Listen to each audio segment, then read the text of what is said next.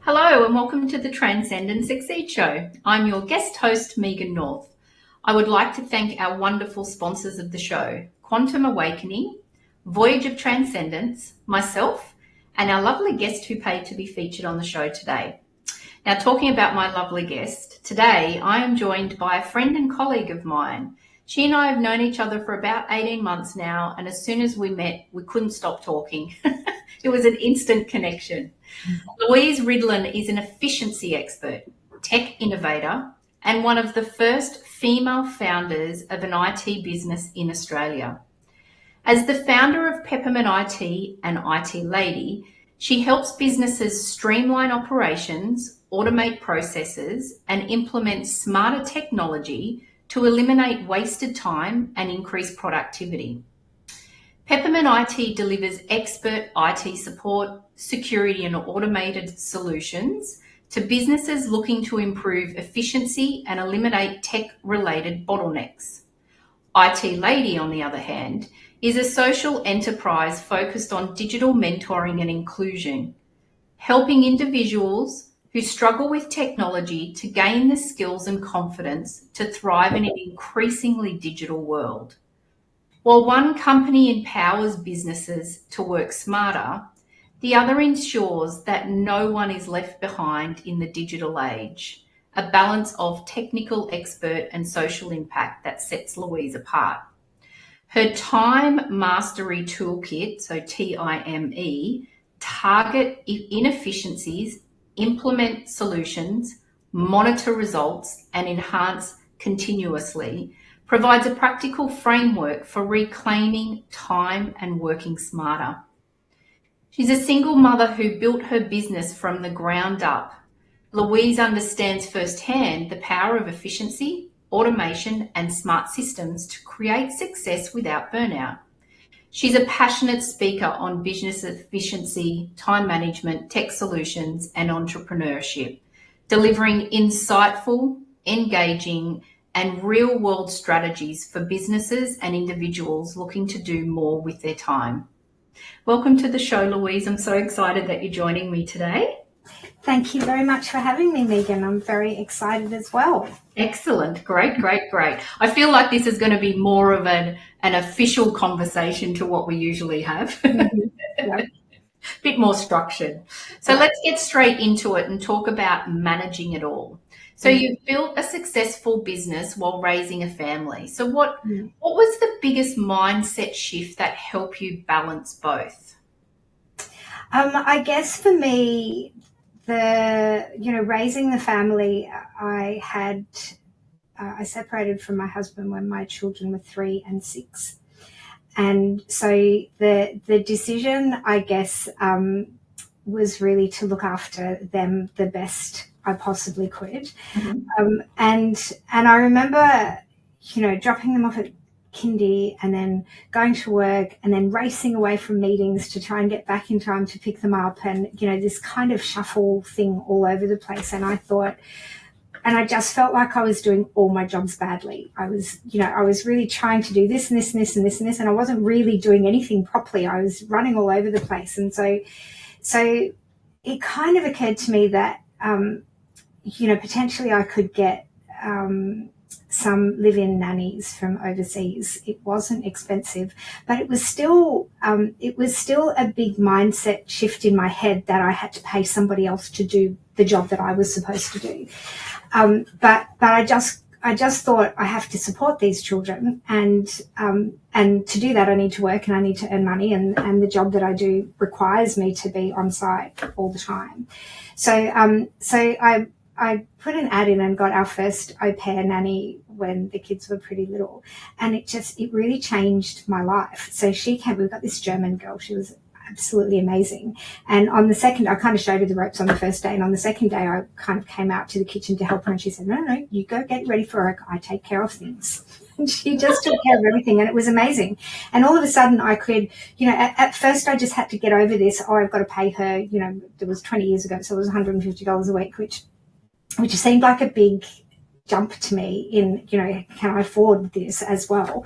But it gave me so much freedom. I just got up in the morning, I got dressed, I went to work, I said goodbye, I hung out with the children and had a good time with them. I went to work, and when I got home, all of the mundane things were done. They were washed, they were washed, they were fed, and we could just do nice stuff together for an hour and a half. And it was a really big shift in my, I guess the first time that I really realised that sometimes something feels like a bit of a hurdle and it's going to be expensive, but what it actually did was give me so much more freedom.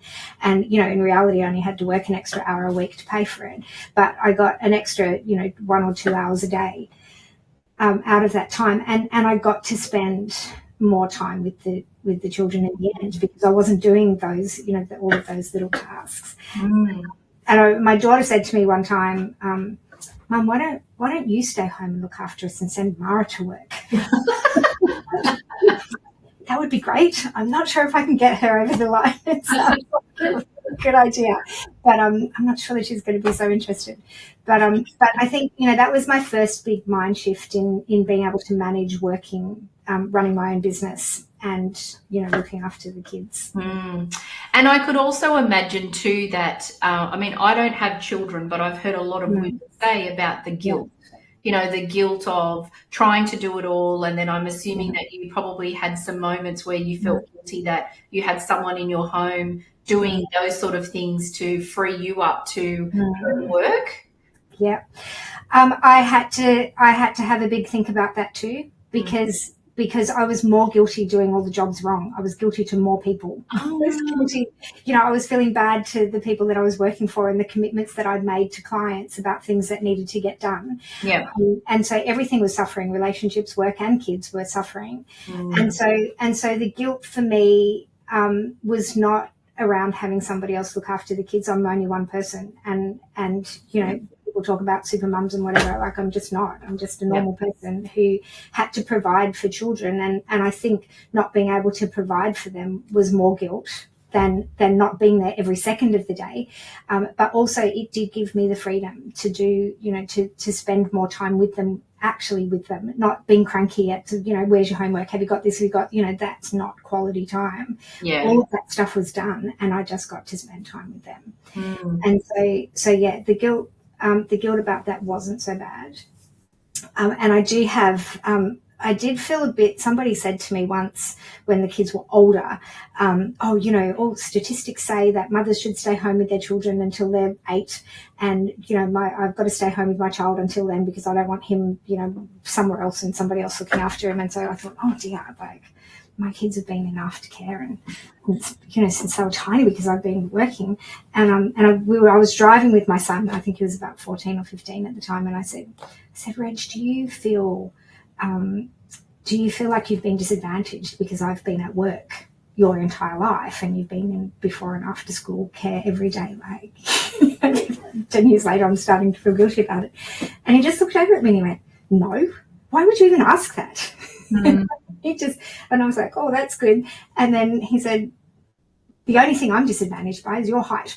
If you were a bit taller, I'd be 3 inches taller myself. And so it's funny, I think, the amount of guilt that we can place upon ourselves for things that affect us that don't affect other people. For the kids, all they knew was that we got up and we went to work and they went to school, and then I came home and I picked them up. And my daughter, when she was little, often used to say when I picked her up from aftercare or wherever she was, exactly how much money did you earn today? Like in her head, she wanted to know, well, if I'm doing this, it needs to be worthwhile, right? And so I guess you just have those different conversations with them about, what's important to them. And so I think sometimes what we think we're guilty for, we don't need to be feeling guilty about. And I think my kids are really hard workers now. They're disciplined, they get up. I mean, even all through that time, they were at the door with their bags packed every single morning. I never once had to get them out of bed because I had to get to work. Yeah. So I was like, I've got to be at work. And so everybody just kind of did what they needed to do. And it was just normal. Yeah. And so in hindsight, like, they don't know any different. They just, that was their life. So, And so when you talk about this now and you reflect on it, do you have a sense of pride about the courage that it took for you to make those decisions, to make sure that, you could, I guess, balance and try to do everything that you needed to at that time? Yeah, I guess I do. And, I did think that at the time when I was separating from my husband, I thought about the options. We have really great public care for single mothers in Australia. Yeah. And I did think, I could live somewhere cheaper than where I'm living now, and I could have unmarried mothers single bed. Like, it's pretty good. You can a couple of hours of extra work and you can survive pretty well, and I can be there for the kids and drop them off. Or I can move to the city, which is close to where my work is, and I can just work really hard and I can provide a really great life. And I knew that I had that choice. And I thought at the time, I think I'll be happier with myself in 20 years' time if I choose option B. And it's hard. Like, I don't think it was the easy option at all. But yeah, I think I'm grateful that I chose that option. And like, once I was in it, I just had to run with it. I made the decision. So I thought, okay, this is what I've chosen, and so now we just need to go forward. And I just asked that because I think sometimes, we get through things in life, and, as you said, it's like 20 odd years ago. And sometimes I think it's important that we reflect back and think about the person that we were and the decisions that we made, and to give ourselves that love and gratitude and pride for what decisions we made at that time, because you don't really reflect on it too much anymore. No, you don't really. And it is funny because my son just got married on the weekend, and I gave a speech. And when the MC introduced me, he said, "Louise, otherwise known as the 90% parent." And like, for me, and that is a reflection, do you know what I mean? Like, I didn't say that. He obviously is a friend of my son's, who was the MC, and that's kind of what and so I guess that is the reflection. It is I do a lot of bloody hard work. Like, it is just every day and night, 24 hours a day, weekends. It just doesn't stop, and it's totally rewarding. But yeah, I guess when you get to this point, it's the reflection is that, I did it somehow. Yeah. I think it's nice. Talked about a lot, and we talked about in the intro as well, is that talking about working smarter, not harder. So what are some of the most important systems or habits that you've helped? What are the most important systems or habits that have helped you to stay on top of both the business and the family? I mean, you talked about having an in-house au pair, but what other things have helped you? Like, what things could you share with me and the audience that help some people if they're feeling overwhelmed at the moment? That's a really great question. I have a fascination. I know we talked a bit about time in the intro as well. And that, I think it comes from two things. One is that I was born into a Pentecostal family. And my dad was the minister of the church. So my earliest memories are the Lord's going to return tomorrow and we're all going to go to heaven and heaven is going to be amazing. And whilst I believed them, I wasn't really that convinced that it could be better than where we were, because it was pretty good here as far as I could tell. And I found out that there was no lifesavers in heaven. I loved Musk lives. Musk ones, did you say? Yeah. So I had this plan in my head about, like, if the world ends and the Lord is returning and we're all going to go to heaven, like, do I have enough time to get to the corner store and buy a huge box of Musk lifesavers? And so, I kind of had, I think from a really young age, I've always woken up and gone, yes, I'm still here. Like, this is great. We've got another day of things to do. And then I remember watching a program, a TV program, where there was this guy who was a scientist, an inventor, and he had like 72 kids. Like, he had a lot of kids, and he spent his life working out inventions to get things done so that he could manage all of these kids. And so in the morning they would wake up and there was a contraption that put the eggs into the fire and poured their juice. And so I think those couple of things kind of shaped my life into working out what I can do every day to get the most out of every day, because I just wake up feeling happy that I'm here. It's just that we're still here and it's great. But how can I get the most out of every single day? And technology really has been the thing that I love so much, because every time there's a new upgrade or there's a new something, it's going to save us some kind of time. Yeah. So that was kind of a long introduction to the reason why I like time. And I guess the really important part about that is that setting up a structure and setting up a habit, a list of, a set of habits in the morning, particularly gets you through the rest of the day. So, I was just reading the book, I'm in the middle of reading the book, Miracle Morning, which I really love because it totally talks to me and the way that I've always, also my dad was in the army. So we had kind of a regimented family upbringing. So I think I kind of have all of those things in place. But, when I talk about the fact that my kids were standing there with their backpacks on every single morning before I went to school, they obviously got kind of those, we're going to do this and then we do that. So you get up and you make your bed and then you go brush your teeth and same time at night time, you have kind of the same routine. You go to bed and you brush your teeth and then you do this and then you do that and then you go to bed. And so I think that kind of bookend of the morning and the evening routine really helps to make sure that you don't even have to think about any of that stuff. That, like, the bed's made so when you get home the house is tidy. Like, I always make the bed, unpack the dishwasher, clean the kitchen, make sure the kids have had something to eat. Just kind of do all of those things when you've got kids and then you go to school. It's like you've already had half a day before you get to work. We've done all of these things. But for me, having all of those things done in the morning when I get home from work in the afternoon, then I've got time to relax and kind of start that process again for the evening. And so morning and afternoon home time routines are pretty important. And it's funny, I think sometimes people think, that, having that routine is so kind of claustrophobic and kind of ties you in, but it actually does the opposite. It just gives you freedom then to do whatever you want for the rest of the day. So then when I get to work, I use Outlook, and I actually run Outlook management courses, but I have a process that I use similar when I get to work. I check the emails, I get rid of everything I'd like to, by the end of the day, have no emails left in my box other than things that's just my inbox. So really kind of managing those processes. I have a general rule, have a couple of general rules. One is that nothing should be done twice. So anything that I need to do in my day, business related, if I have to do it twice, it needs to be automated. So looking at how you can automate something. If somebody asks me to do something, I'm like, well, I'm not doing it twice. If it's something in an Excel spreadsheet, I'm not typing it somewhere else. I'm using a formula to fix it.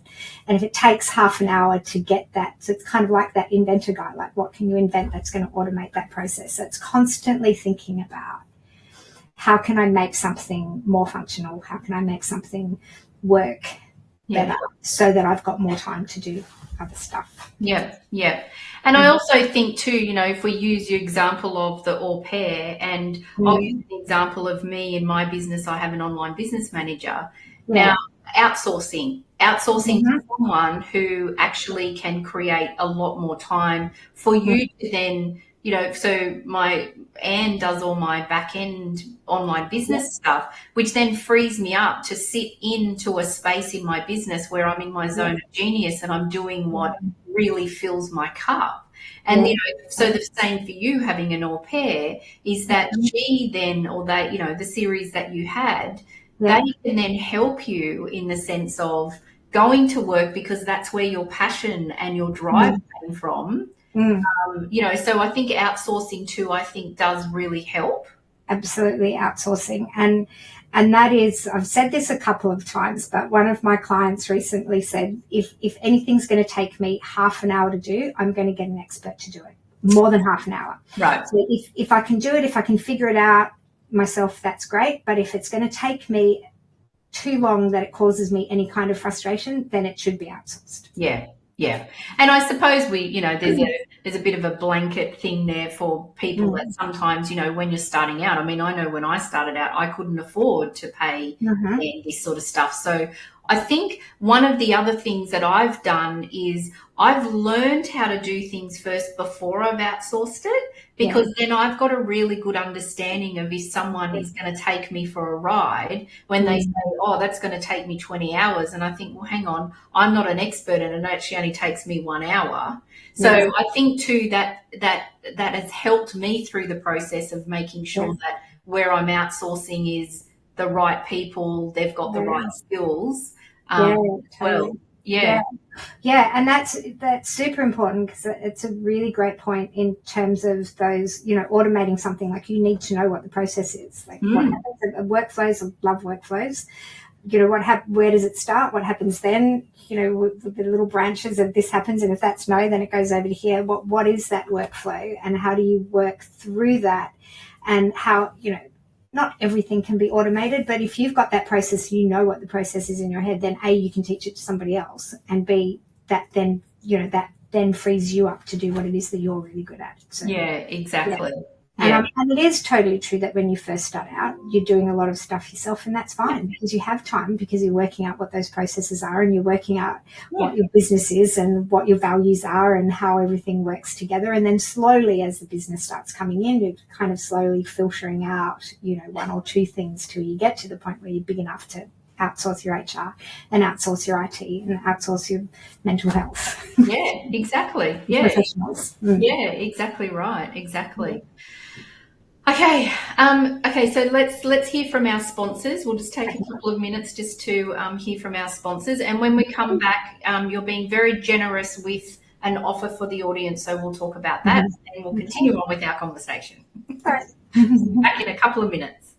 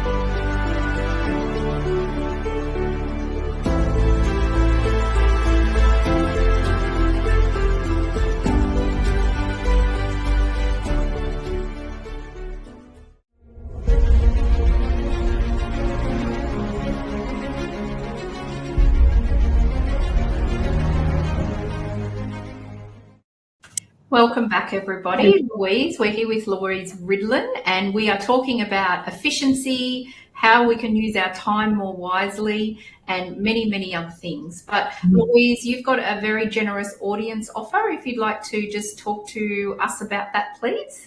I do. We have a little survey that you can take that gives you a tech audit of your business. It asks you a few questions about your security and various other things about your business. The QR code will take you to that quiz, and then once you've finished the quiz, you can get, it says on the quiz, a 30-minute free tech audit, but we'll do for the show a 1 hour free tech audit for you. Wow. Thank you very much. That's really generous. So the QR code is on the screen, so people to take the quiz, and then that will lead you through to booking in some time with Louise. So thank you very much for that.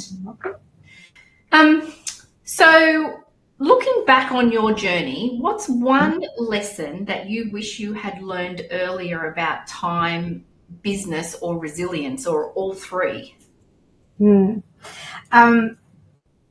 I think the one that jumps out to me the most right now is probably resilience. And I think when I was younger, I probably gave up on things a little bit quicker than I do now. So I think quite often I would, think, oh, this is a good idea. And then I'd show it to somebody, and if they kind of questioned it, I'd think, oh, maybe it's a bad idea. I'll think of something else. And then I would, move on to the next thing. And I think I did that a lot until things definitely change when you have kids, because once you've got a kid, you can't go, actually, that was a bad idea. I changed my mind. You kind of stuck with it. And so it doesn't matter what time of the day or night it is. If they're awake and they're crying and there's something that they need, then you learn a lot of resilience and a lot of just like working out how to just stick with the decision you made. Now I've just got to get on with things. And I think the older that I've got, I've definitely learnt that if you have an idea and a plan, you just need to stick with it, and stuff gets thrown at you every single day. I think that also makes a really big difference when you've got a business with staff, because those staff are relying on you now. So I have 13 people in my business, and they rely on me, well, not me generally, but our business to survive for their livelihood. And so resilience is a really big thing.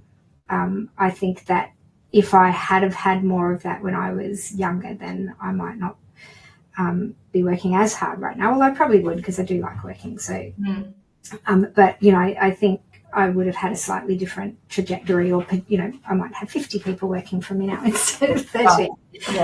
So yeah, I think resilience is one of the biggest things, and it's funny, I think that my kids taught me that rather than me teaching them. I do say often that I'm sure that my children have taught me more than I've taught them in their lives, and definitely resilience is one of those. And so if someone said to you, what does resilience mean? What does it mean to you? What's the, what does it mean? What's your definition of it? My definition is having a goal or a plan or something in place, and just staying with that vision regardless of what comes along the way, and realizing that there's good and bad days, and a bad day doesn't mean that you give up. It just means that you sit with it until the next day, or the day after, or the day after that, when things get better. So I do think it's a lot about just sticking with things. And to be honest, I think that my son probably taught me the most about that. He has a version of cystic fibrosis, so he's been in and out of hospital since he was 6 months old, and he just gets on with stuff. He just gets up and he just goes, and he just keeps trying, and he tries harder, and he does it with 30% lung capacity, and and you just think, if he can do that, and he can be, I think there's something different that happens to anybody really, where you've been on the edge of life, and he has multiple occasions, and there's just something about his perseverance and the resilience that he has just to get on with stuff that you think, what I'm dealing with now is not that big. And, even business problems with, and we're dealing with people's frustrations on a daily basis. Every day people are calling us and we're dealing with that, trying to make them feel comfortable and it's okay and there's a resolution. I just that in business and in life there is a resolution for everything. Everything has that. Every business problem has an answer. Might not always be exactly the answer that you want, but it's looking around and finding what that answer is. Yeah. Sometimes with health issues there's not an answer. We can't do anything more for you, or we can't, we don't know what tomorrow is going to bring, but we can hope for the best. And so so I think that, that kind of positive outlook on there's a problem, there's going to be a solution, and resilience is really about pushing through and finding what that solution is. I also think from my point of view, I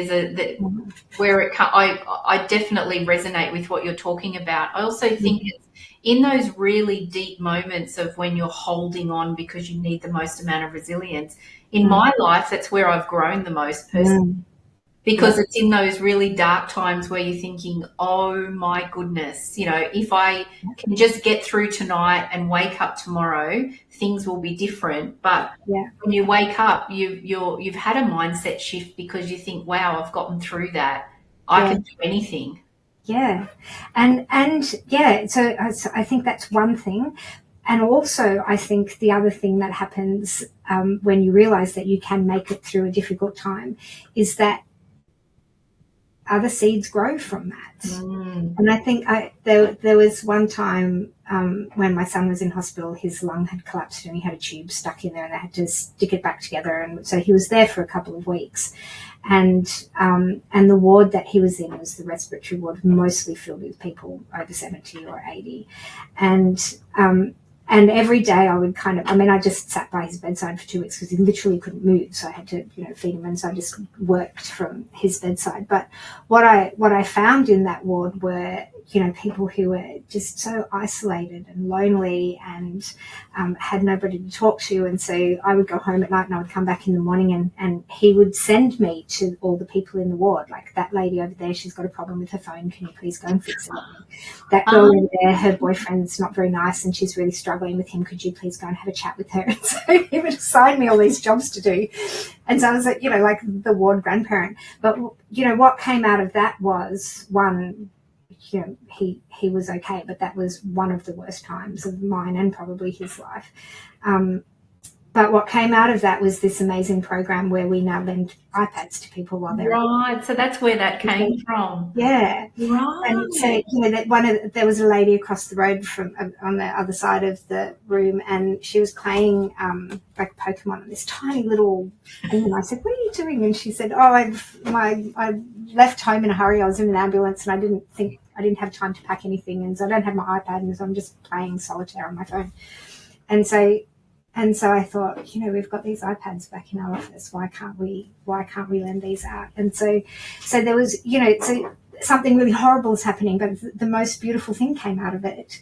And so now he comes back. He's one of the volunteers at the hospital. So we've got, all our staff members now are volunteers at the hospital, and we go down and we do, so really horrible stuff can happen, and then really lovely stuff can grow out of it. And wow.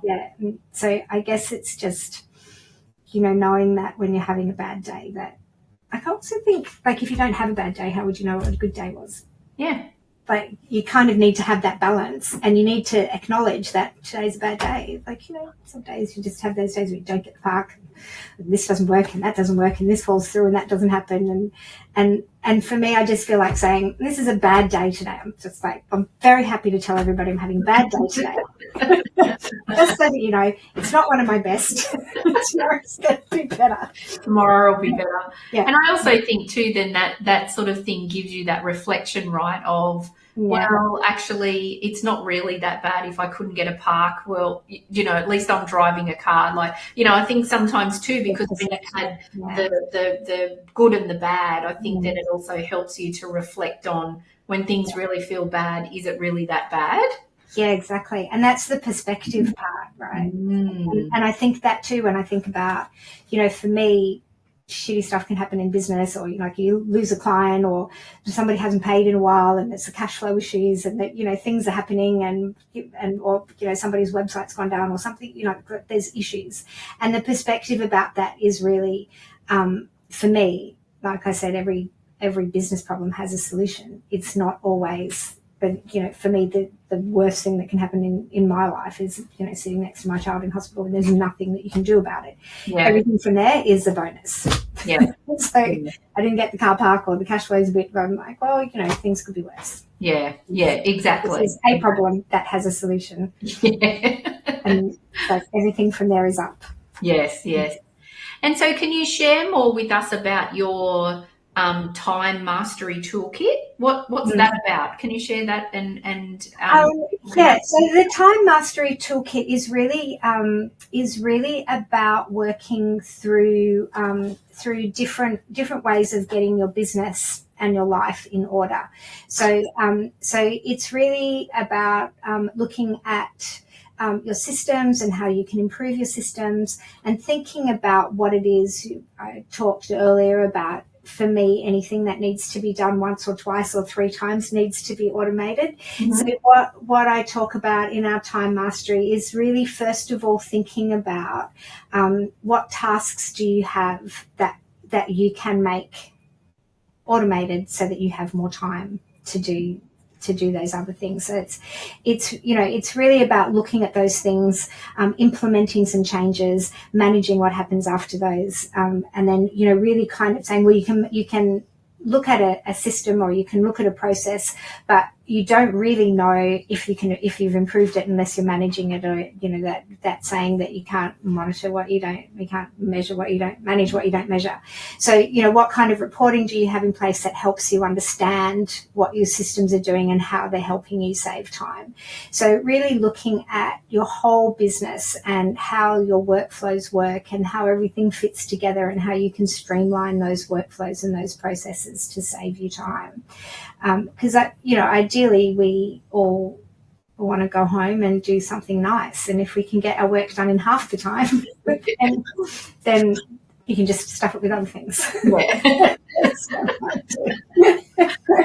Or you can go home and sit and relax, or go for a walk, or do some meditating. Yeah. And so do you think that's where your love of IT came from, in the sense of, you saw that there was so much that IT, I'm talking broadly, but IT can offer you, that you started to think, oh my gosh, wow, if I use this will help me, and if I use that will help me? Totally. It's exactly what happened. And I remember one time a brochure came in the mail. I was like 12 or 13, I think, for a fax machine. I don't know when it came to my dad's house. I guess he worked from home sometimes. Yeah. And I looked at this thing and I was like, oh my God, this is amazing. But I didn't really understand what it was, but it had a telephone number at the bottom. And so I thought, I'll call them and ask them. And so I called the telephone number on the brochure, and because they thought it was a sale, right? And I was like, well, no, I don't want to buy one. I just want to know what it is. Right. Like, I'm a school kid, so no, I don't need one, but I need to understand how I can get a letter from me to, my grandma in Melbourne, like instantly. This is amazing. I've never seen anything like it, and I just want to know. Like, that's so much quicker than me having to write a letter and then put it in the post, and it takes 2 weeks to get there. And so, I just was totally fascinated about the way that technology could save us time from a super early age. I think they were very disappointed that I was not a sale. Very enthusiastic about the fax machine, I think I might have pitched it to my dad to get one of these fax machines, but I don't think eventually we obviously got a fax machine, but not at that point. So the love of technology for me is that it's always been a way to get things done quicker. And, even AI at the moment, I just am the biggest fan of ChatGPT because I get so much more done in my day. And, everything that I need to do, even whatever idea I have, I can just chuck into there and say, help me flesh this out, write me a business proposal on all of this stuff, write me this, write me that. And it's really just about, what can I do that's going to be quicker, that's going to allow me to do something else with, and technology does that. So as opposed to my daughter, who is 30, and a physiotherapist, who has no interest in tech at all and would prefer to have been born in the 70s where she has to have a mobile phone. She hates when a new mobile phone comes out. I like the little one that I used to have. Why do I have to have this big thing, and why do I have to keep learning new things? She just has a totally different mindset. But for me, every time there's a new one, there's fancier things that it can do and things that it can do quicker and ways that you can post on social media quicker and things that things that you can find out about yourself. So I love an upgrade. I love it when I open up my computer and Word is in all different places. They've obviously done this for a reason. There must be something better about it. and so I'm constantly looking for what I can do to save time and what shortcuts have they introduced. Windows 11 came out with when that little Windows flag came out, then you can use Windows flag and D to move, get everything off your screen, or, whatever those shortcuts are, I'm going to find them. I'm going to find whatever shortcut I can to get a document printed, or, Control P to print a document, Control S, whatever the shortcut is, then I'm going to find it. You're going to find it and you'll use maximize my time. Yeah. And then what happens when you've maximized your time is everybody else asks you to do all their stuff. Because you've got so much time. Well, that what they say, if you want something done, ask a busy person. Ask a busy person, yes. And so you talked about right at the beginning of, when the kids were little, you're on your own, you had that mindset shift of, I'm going to really need some help. Yeah. Where do you think that mindset shift came from? Do you think was it someone that said something to you, or was it you read something? Like, where do you think that actually came from? I think that I always had a desire to give my kids a really good life and a very good education. And so I knew that I wanted them to go to good schools. I knew that I wanted them to have opportunities to play instruments and play sports and do whatever they wanted to do in their life. And all of those things take money and time. And I guess I just was always looking for what's the best way for me to be able to manage that and to be able to provide for them. And the only real option that I had was to work. To work harder and smarter. So what can I do that's going to, and so I worked as a consultant for a lot of years because that gave me the flexibility that I needed. It gave me a better income than a salary. It didn't give me security, didn't give me job security. Yeah. And so for my entire life, I've done a BAS every quarter, and I've invoiced every week, and I've never had that the comfort of a salary that's just going to arrive. If I didn't make my customers happy, or if I didn't do a good job, then the contract ends. And so whilst I made the decision to work for myself and take those risks because it paid off, it was harder. But it did pay off, and it did, the kids went to amazing schools and they played very, very high level sport. Unfortunately, they had no interest in musical instruments, which I thought they would, but no. I mean, they did both play the guitar, but, just because thought it was a good idea. But, I was really able to give them the opportunities that I wanted. So I think the mind shift was really about what my goal was for them and their life, and how was I going to do that. And I couldn't do it just on my own. I needed help, and the help, the help came basically for outsourcing. From, like you said, it was outsourcing. I had a gardener came and did the gardens, and I had a pool man to do the pool. I had an au pair to do the morning and afternoon pickups, and I had a cleaner. I've always had, and a cleaner again was a big thing when I was younger with the kids as well, because that was another whatever amount it was each week to have a cleaner. But again, it was, I can spend my entire day on Saturday cleaning the house and getting everything organized, or I can pay somebody and work an extra hour for that payment. So it's really, and I guess that's business in general, is really working out where your time is more valuable and what you can do with your time, as opposed to what's better to outsource. And for me, it was better to outsource cleaning. And I don't really want to say that I outsourced my childcare, because I looked after them on the weekends and night times and early mornings and all through the night, and every single hospital visit, which was quite a lot. It was a lot of hospital visits, a lot of ambulance rides, and so, so being able to manage that and work at the same time, some things had to be outsourced. And so, and I think all of those things are good lessons to take through the business as well. Because it's about, where can my time be? Yeah. And so can you share a little bit more about IT Lady and what else you're doing with IT Lady? Yeah, I love IT Lady. So IT Lady came about because I had been working as a consultant, and I don't drink coffee just because I don't like it. And I drink a lot of tea, and somebody said, "Oh, you've always got a cup of tea." And I said, "Oh yeah, I'm like the IT Lady." And then I thought, "Oh, that's a good name for a company." So I set up the IT Lady 6 or 7 years ago now.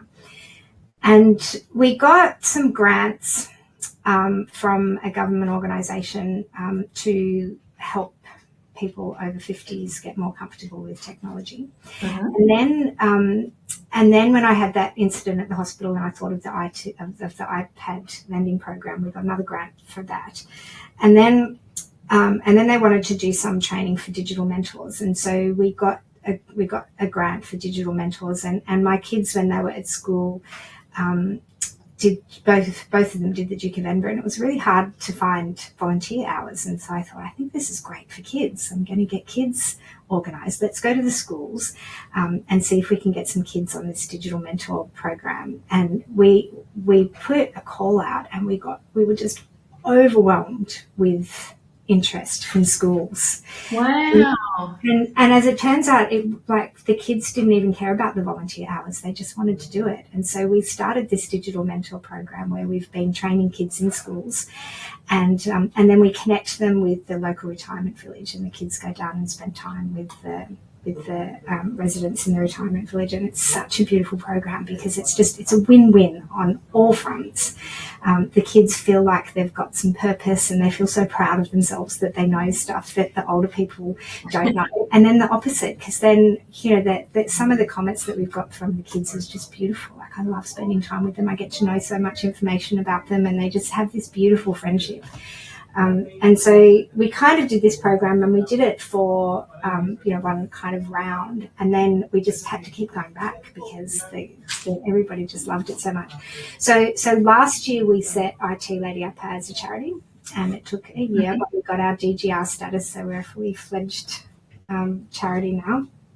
And so we're really pushing those programs now. We'd love to take the Digital Mentor program nationwide and really connect a lot of people who feel very disempowered and scared about technology and where it's heading, and connect them up with these beautiful young people who have just grown up with it, so it's comfortable for them, and really kind of, just kind of get them connected and start getting people feeling more comfortable about technology, because it's not that it's difficult or it's hard, it's just that nobody's told them. And sometimes sometimes it's just somebody saying, oh, you can do this, and then you're like, oh, can I? And it's almost like I've got permission to do that now, so I can do it. And so it's just, it's really just kind of breaking through that uncomfortable uncomfortable space. And so that's what we're doing with IT. Wow. And I could imagine too that, that the kids would be just getting so much joy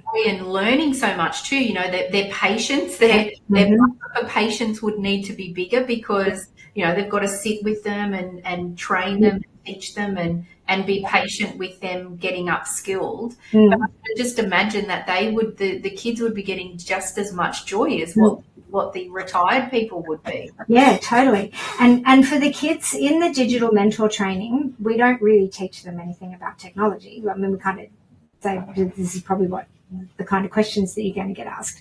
But what we teach them is how to make connections. So we're teaching them how to find out what those people that they're working with are interested in and what's their hook, like what, how many kids do you have and what kind of job did you do and quite often they'll come in saying, oh, I'm stupid, I'm hopeless, I can't do this, I've got this computer and I don't know what it is. And then, you talk to them and you find out that they were like fighter pilots and they've got children in the Secret Service and and so they're not stupid at all. And so for the kids, it's really great because they get to make these connections. And so we're really teaching them about how when you see something, it's not the way that somebody else sees it. And how can you find out how they see it? So what questions can you ask? Why, how can you find out why it is that they're afraid of something? Like what are they worried about? And so we really spend most of the class working with them on how to create those connections. And it's interesting that one of the schools that we work with is a selective school, so most of the kids are highly gifted, and the teacher kind of said that to them, like they're really smart, but what they really need is people skills. And so the kids are getting a lot of that in their learning, and then the residents are just getting friends to chat with, and a lot of these kids don't have grandparents or they live overseas or same with the older residents. They don't really have. So it's just beautiful all around. Wow, I love that. It's really beautiful. Thank you for creating that. I think it's really special. So can you believe that we've only actually got a couple of minutes left? I cannot believe it. I know, I told you to go quickly. Very quickly. So I'm going to ask you the same question that I ask all of my guests. Can you please share with us what your favourite quote is and why is it important to you? Yes. It's very hard for me to pick what my favourite quote is because I have a lot. But I think my favourite quote is that you get time for free, but how you use it is what determines its value. So it's really, for me, time is the big equalizer. That we all only have 24 hours in the day, and what we do with it is what matters. So you don't have to pay for time, but you can certainly get a lot of value out of it. If you really think about what you're doing with it. And for everything that we've talked about today, that quote is not a shock at all. No, of course not. So thank you so much for Louise for joining me today, and thank you for being so generous with everything that you've shared with the audience. I have no doubt that they're as grateful as I am right now. So thank you again for your time as well. You're welcome. I just want to thank all of our amazing and dedicated audience, our sponsors and our supporters, and I hope that you all have an amazing and incredible weekend, and I look forward to seeing you next week. Thank you again, Louise. Thank you. See you.